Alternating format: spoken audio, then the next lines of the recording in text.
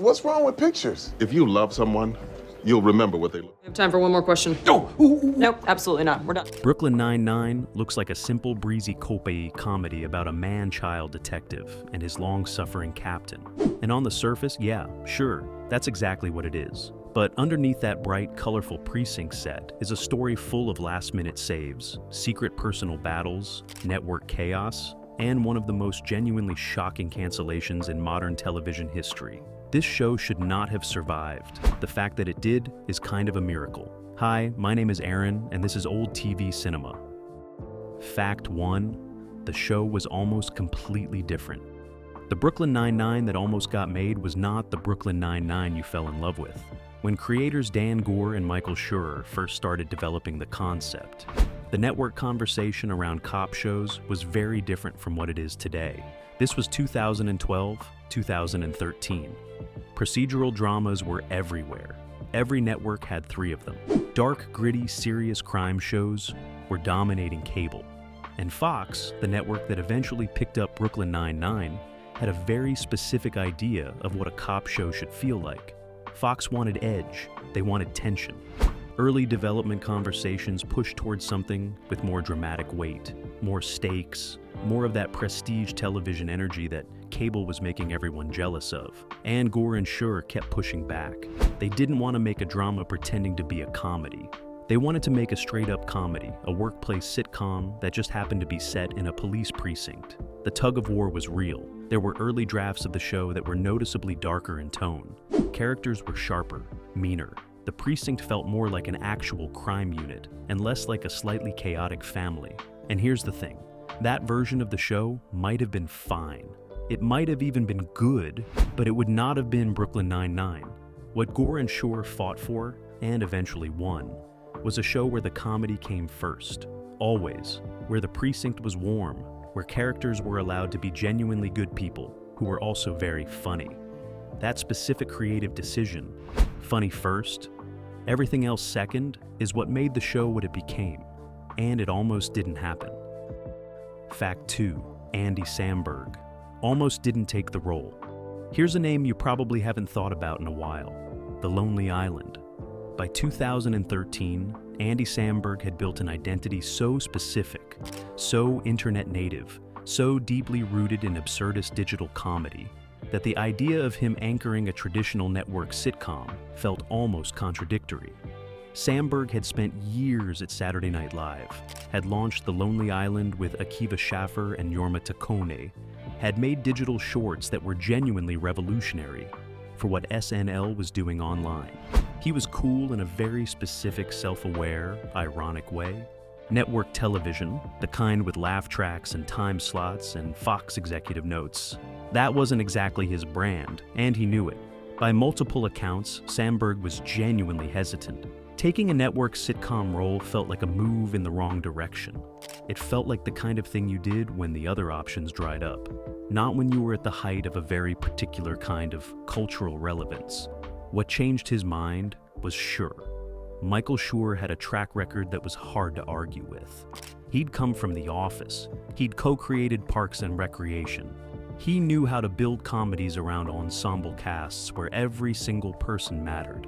And when Schur sat down with Samberg and walked him through Jake Peralta, the vision for the character, the room for physical comedy, the emotional depth underneath the goofiness, Samberg started to see it differently. Jake Peralta wasn't a step backward. He was something Samberg hadn't done yet, and that apparently was enough. Symbol fact. 3. Andre Braugher was the secret weapon nobody talked about. Okay, let's talk about the most underrated casting decision in the history of this show. Actually, scratch that. Let's talk about one of the most underrated casting decisions in the history of network comedy, full stop.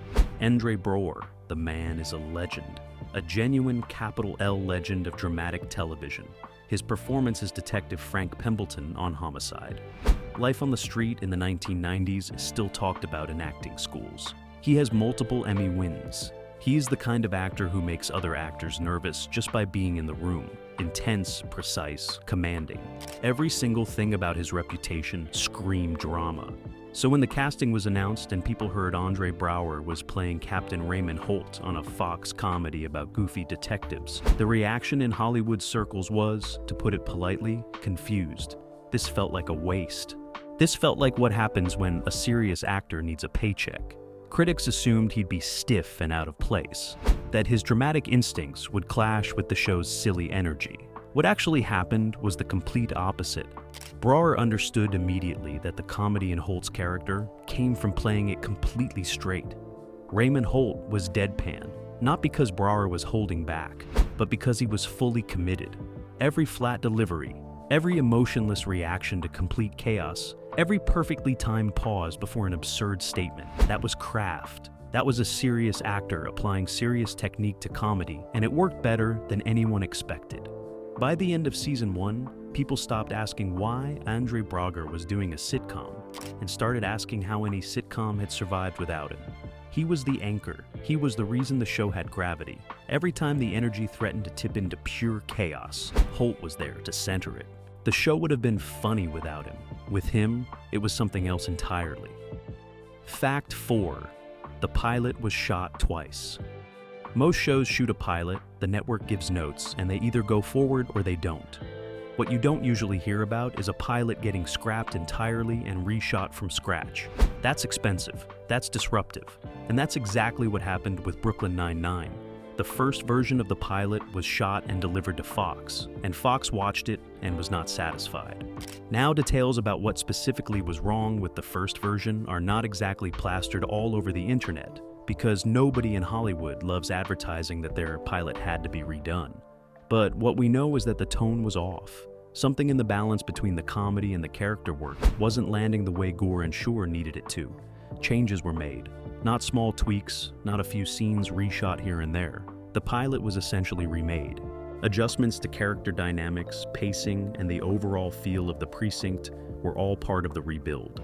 The version of the pilot that audiences eventually saw on September 17, 2013 was the second attempt, not the first. Here's what's interesting about that. The show that came out of that process was so confident, so fully formed, that most viewers assumed it had been effortless. The chemistry felt natural, the characters felt lived in. Nobody watching at home had any idea they were watching version 2 of a pilot that had already failed once. And honestly, maybe that's the best possible advertisement for not giving up when the first version doesn't work. Fact 5, Fox canceled it, and the internet lost its mind. May 10th, 2018. Write that date down. Actually don't, you won't need it, but it matters. That was the day Fox announced they were canceling Brooklyn Nine-Nine after 5 seasons. And what happened next was one of the most extraordinary fan responses in the modern era of television. The internet did not take it well. That's an understatement roughly the size of the Grand Canyon. Within hours, Brooklyn Nine-Nine was trending everywhere. Not just on Twitter, everywhere. Cast members were posting, fans were organizing. Celebrities who had nothing to do with the show were publicly grieving. Lin-Manuel Miranda tweeted about it. Guillermo del Toro tweeted about it. Mark Hamill tweeted about it. It became one of those rare cultural moments where the cancellation of a television show felt genuinely personal to an enormous number of people simultaneously. And then, 48 hours later, NBC announced they were picking it up. 48 hours.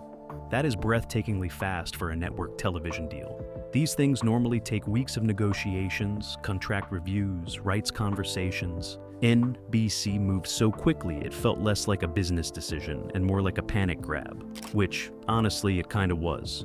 The fan response had made the value of the show impossible to ignore. NBC looked at the noise and made a calculation. And the calculation was, we want that audience.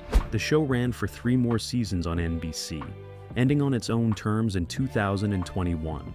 Fox's cancellation, which looked like a death sentence, turned out to be a second act. Not bad for a show about detectives who solve crimes and eat cereal competitively. Don't fact-check that second thing.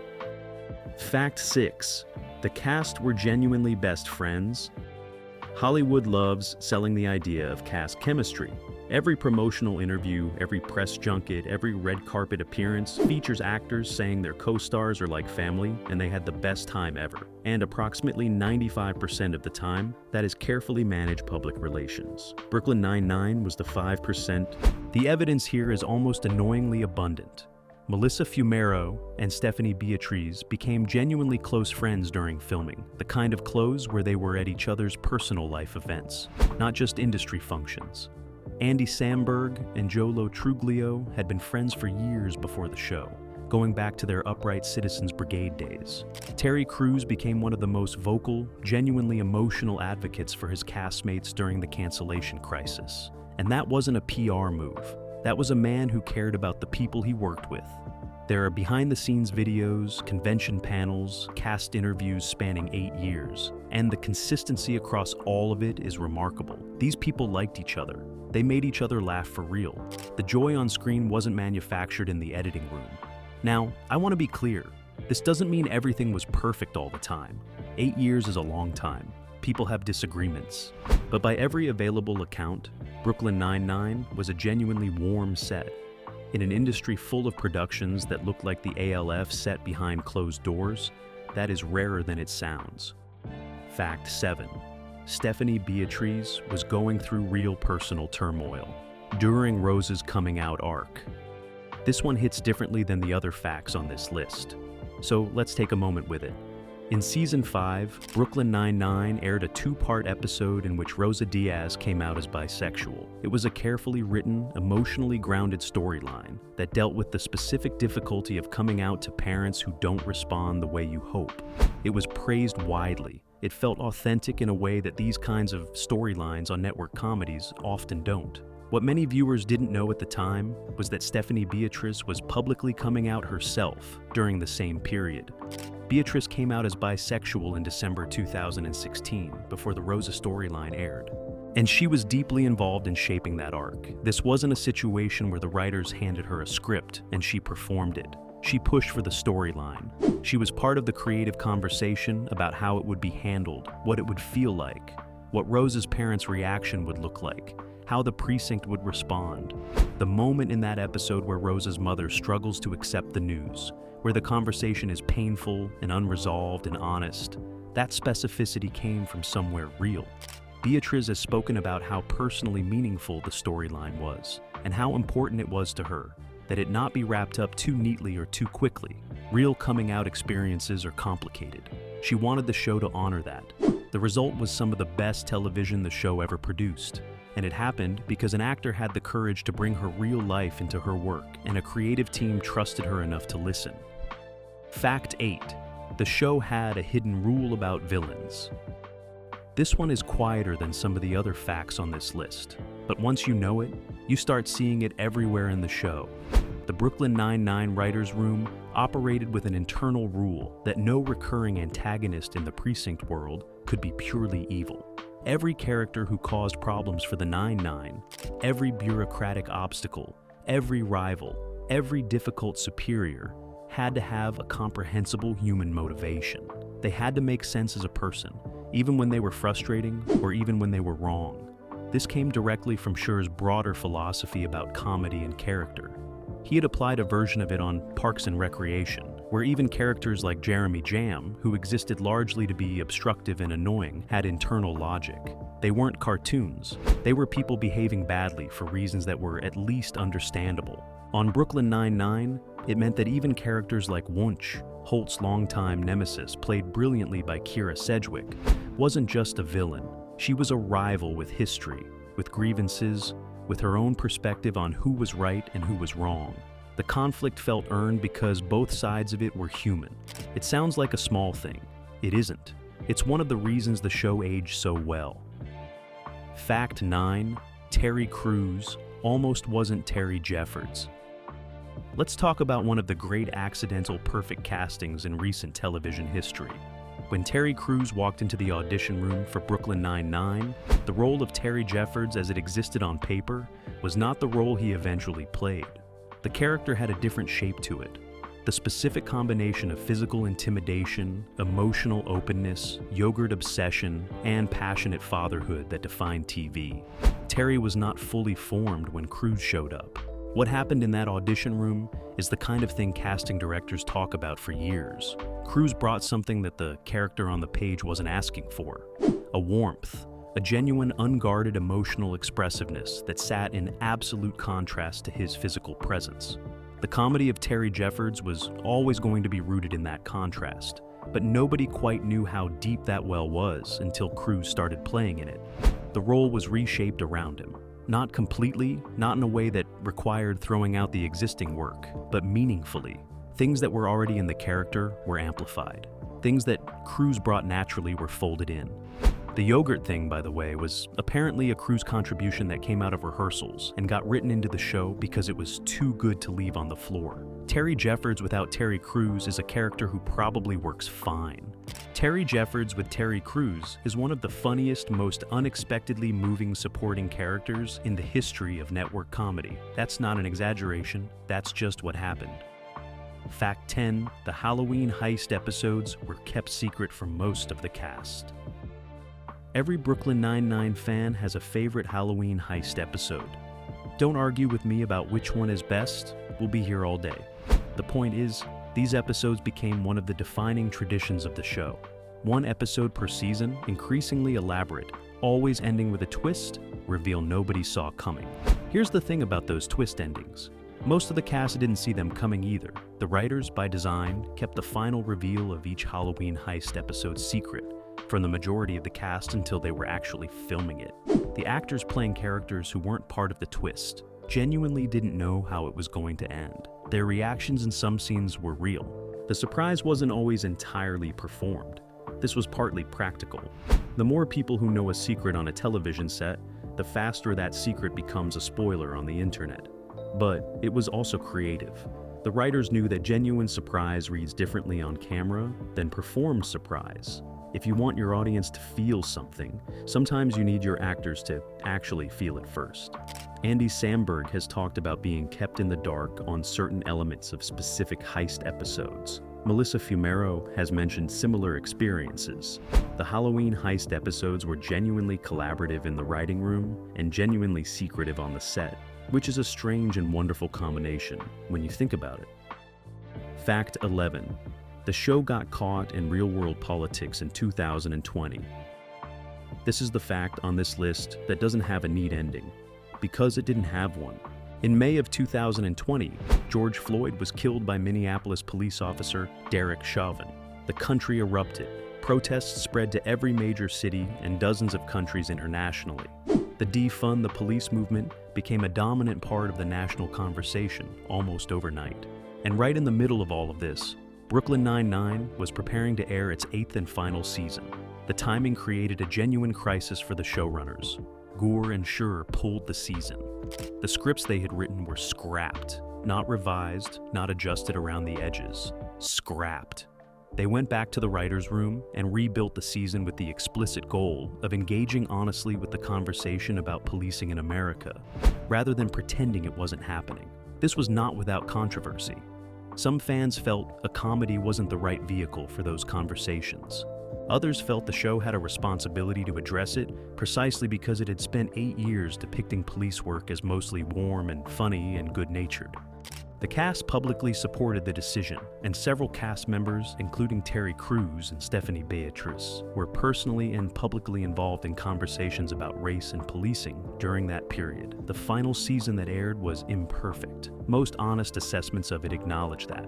Folding that kind of real-world weight into a comedy that had a specific established tone was always going to be difficult. But the fact that Gore and Schur chose to try rather than look away says something about who they were as creators. Whether it fully worked is a debate fans are still having. That they took it seriously is not. Fact 12. Gina Linetti was written out without any drama. Whenever a main cast member leaves a hit television show mid-run, the internet does what the internet does best. It assumes the worst. There was a fight. There was tension. Someone was difficult. Someone was pushed out. The drama machine starts spinning, and it doesn't stop until it has generated enough content to fill 17 Reddit threads and 2 YouTube videos. When Chelsea Peretti left Brooklyn Nine-Nine after season 6, the drama machine fired up right on schedule. The truth was almost aggressively undramatic. Peretti asked to leave. She wanted to pursue other projects. She was married to director Jordan Peele, whose career had just shifted into an entirely different stratosphere following Get Out. And she wanted the flexibility to explore what that meant for her own work. She wasn't pushed out. There was no falling out with the cast or the creators. She and Gore have spoken about the departure in terms that are so mature and mutual, they're almost boring to report. Gina Linetti was written a warm exit. Peretti returned for the series finale. She and her former castmates still speak publicly and warmly about each other. Sometimes the story behind the story is just, a person made a reasonable professional decision and everyone handled it like adults. It's less exciting than a feud. It's also, frankly, a lot more refreshing. Fact 13. The premiere numbers were bigger than anyone remembers. Here's a fact that tends to get lost in the long story of Brooklyn Nine-Nine's cancellation and revival, and the general narrative that it was always a show that was loved, but never quite a massive hit. The Brooklyn Nine-Nine pilot, which aired on September 17, 2013 on Fox, drew 11.6 million viewers. That is a significant number for a new comedy in the modern era. To put it in context, that debut made it one of the highest-rated comedy pilots Fox had aired in years. The show won a Golden Globe for Best Television Series, Musical or Comedy at the Golden Globes in January 2014, just months after it premiered. It won Best Actor in a Comedy for Andy Samberg at the same ceremony. These wins were considered upsets at the time, which tells you how much industry buzz the show had generated in an extraordinarily short window. What happened after that strong launch is a more complicated story involving ratings erosion, scheduling decisions, and the general difficulty of sustaining momentum on network television. But the beginning of Brooklyn Nine-Nine was not the quiet cult start people sometimes remember it as. It came out loud. It just got quieter before it eventually got canceled and then louder again. Television is weird. Fact 14. Dan Gore and Michael Schur almost made a completely different show. Michael Schur is one of the most interesting figures in modern television comedy, and I will die on that hill. The man co-created Parks and Recreation, created The Good Place, and co-created Brooklyn Nine-Nine, which is a run of shows that would be remarkable from anyone. From someone who also spent years in the office writer's room, it starts to feel almost unreasonable. But here's the thing about Brooklyn Nine-Nine specifically. It almost wasn't a cop show. In the early development conversations between Gore and Schur, other workplace settings were on the table. The specific arguments for a police precinct were partly logistical and partly creative. A precinct gave the show built-in conflict and stakes without requiring the plots to manufacture crises from nothing. Characters had jobs with real-world weight. The procedural format gave the comedy a structure to push against. But Schur's fingerprints on the show go deeper than the setting. The entire DNA of Brooklyn Nine-Nine, the optimism, the genuine kindness between characters, the insistence that people can be flawed and also fundamentally decent, that is a philosophy Schur had been developing since The Office and refined through Parks and Recreation. Leslie Knope and Raymond Holt are not the same character, but they come from the same belief about what people can be at their best. Gore, who had been a writer on Parks and Rec before co-creating Nine-Nine with Schur, understood that philosophy deeply. The two of them built a show that looked like a cop comedy and functioned as a sustained argument for the idea that workplaces can be places where people actually care about each other. In 2013, that felt quietly radical. Looking back, it still does. Fact 15. The finale almost had a completely different ending. Brooklyn Nine-Nine ended on April 6, 2021, with an episode called The Last Day. The finale brought the Halloween heist format back for one final round, gave the characters send-offs that felt earned, and ended with Jake and Amy leaving the Nine-Nine to move to a new city for her career. It was warm, it was funny, it was deliberately low-key in the way that Schur and Gore had always preferred for their finales. No weddings, no massive revelations, just people. What most fans don't know is that the ending went through significant changes late in the production process. Earlier versions of the finale reportedly included a more elaborate ensemble resolution. More characters were getting larger, more defined epilogue moments. The scope of the ending was bigger, more sweeping, closer to the kind of finale that wraps every storyline with a ribbon and a bow. And the decision was made relatively late to pull back. The reasoning, from what has emerged in interviews with the creative team, was consistent with everything Gore and Schur had always believed about the show. The 9-9 was never about grand gestures. It was about small moments between people who cared about each other. An ending that went too big would have betrayed the show's own instincts. So they simplified. They brought it back to Jake and Amy, to Holt and the precinct, to the specific feeling of leaving a place you love because life requires it. The Halloween heist framing gave the finale the show's signature playfulness. The ending underneath it gave the finale its heart. Was the original version better? We'll never know. What I can tell you is that the version they went with felt against all reasonable expectations for a show that had just spent a season grappling with genuinely heavy real-world material. Like a goodbye from people who loved what they'd made. And that, honestly, is the best thing a finale can do. So, that's 15 facts about Brooklyn Nine-Nine that you probably didn't know going in. And look, here's the thing. What makes Brooklyn Nine-Nine worth going this deep on isn't any single one of these facts. It's what they add up to. A show that almost didn't exist in its current form, built by people who fought for a specific creative vision, anchored by a cast that genuinely liked each other, saved from cancellation by an audience that refused to let it die, complicated by real-world events that forced it to reckon with its own premise, and ended by creators who cared enough to get it right. That's not the story of a breezy, easy show that floated through 8 seasons, on charm alone. That's the story of a show that was constantly being tested and consistently choosing the harder, better option. Not always perfectly, but consistently. The legacy of Brooklyn Nine-Nine is still being written. It lives on streaming now, finding new audiences who are watching it for the first time, and genuinely surprised by how good it is. Andre Braugher passed away in December 2023, and the outpouring from fans and former castmates was extraordinary. The tributes that poured in from every corner of the entertainment world confirmed what anyone who watched the show already knew. Raymond Holt was a character for the ages, and Braugher was the only person who could have played him. 9-9